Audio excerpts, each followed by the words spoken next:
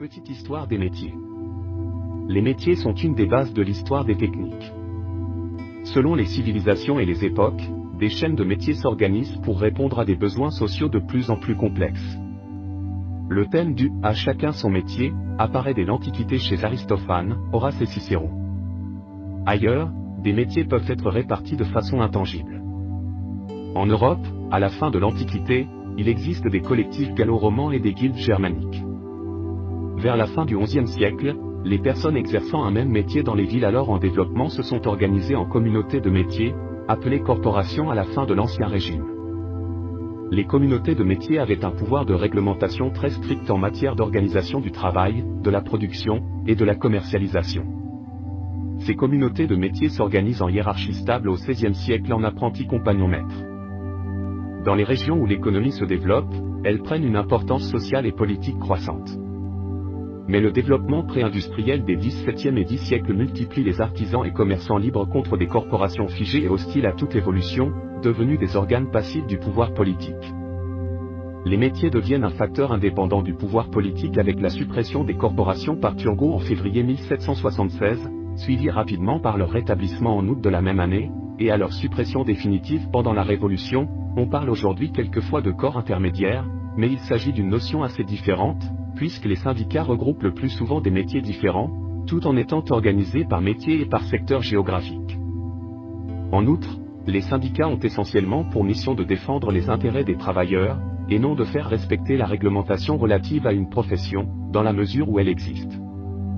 Dans ce sens, l'équivalent des communautés de métiers du Moyen Âge et de l'époque moderne serait plutôt les ordres professionnels dans les professions réglementées, ordre des médecins, Conseil national des barreaux, ordre des pharmaciens, etc. Des métiers qui ont disparu.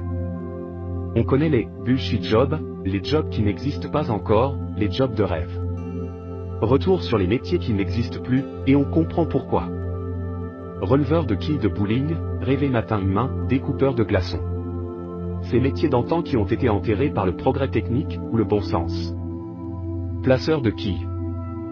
Non, vous ne rêvez pas, il s'agit bien d'un métier.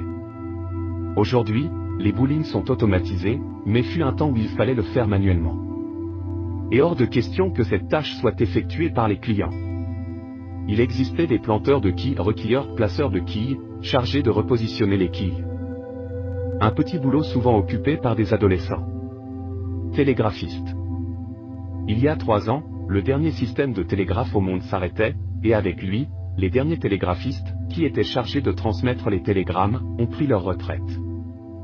Détecteur acoustique d'avion.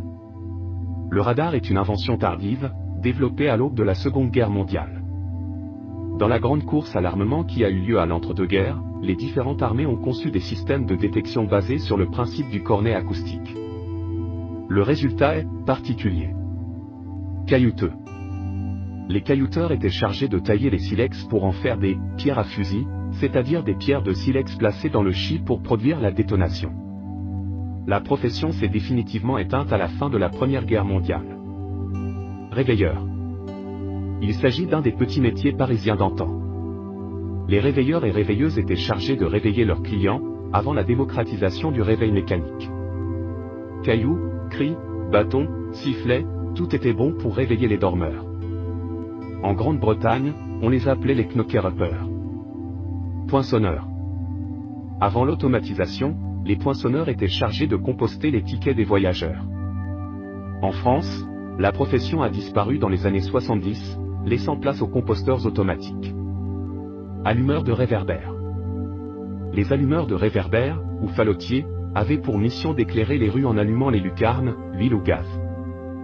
L'arrivée de l'électricité a sonné la fin de cette profession, qui conserve malgré tout une présence lumineuse dans les pages du Petit Prince de Saint-Exupéry. Verrotière. En bail de Somme, certaines femmes de pêcheurs gagnaient leur vie en allant pêcher des vers de vase sur l'estran. Un métier dur et fort peu rémunérateur. Aujourd'hui, on ne compte plus que 2 verrotières, qui vendent le fruit de leur pêche à des grossistes. Rémouleur. Le métier de rémouleur consiste à affûter les petits objets tranchants du quotidien à l'aide d'une petite meule, couteau, hachoir, ciseaux.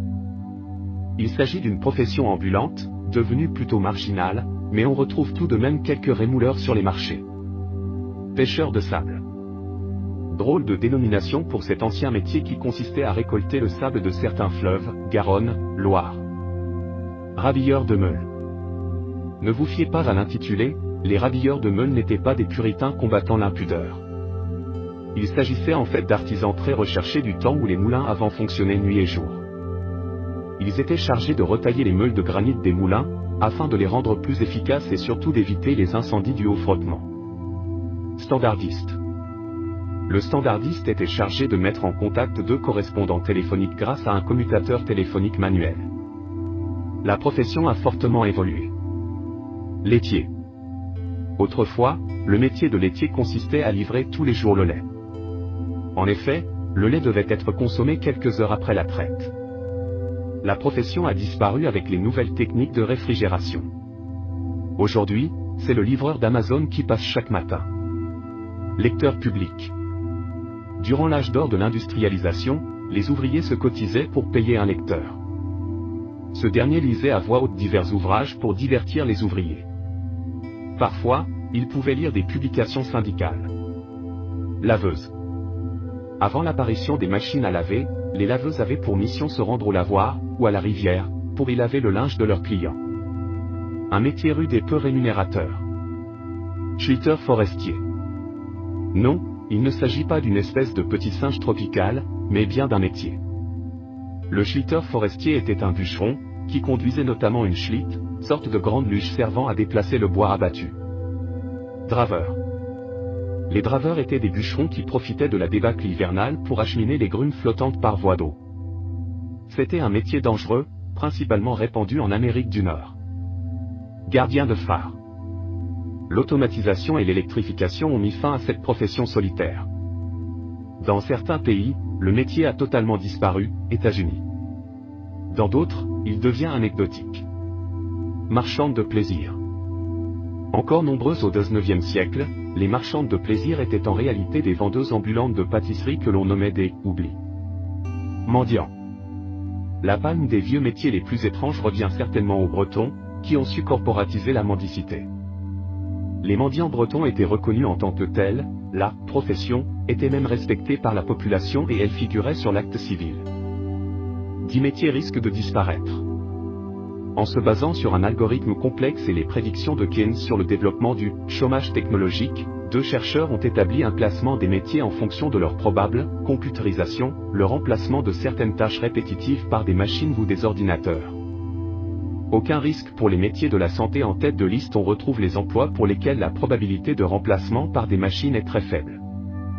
C'est le cas de beaucoup de postes du secteur de la santé ou de la médecine, médecins, psychologues, dentistes, chirurgiens, mais aussi les emplois qui touchent à l'humain, responsables des ressources humaines, prêtres, anthropologues, et à la nature, hydrologistes, biologistes, gardes forestiers. En queue de peloton, avec un taux de probable computérisation proche de 1, de nombreux métiers d'aujourd'hui sont sans doute voués à disparaître.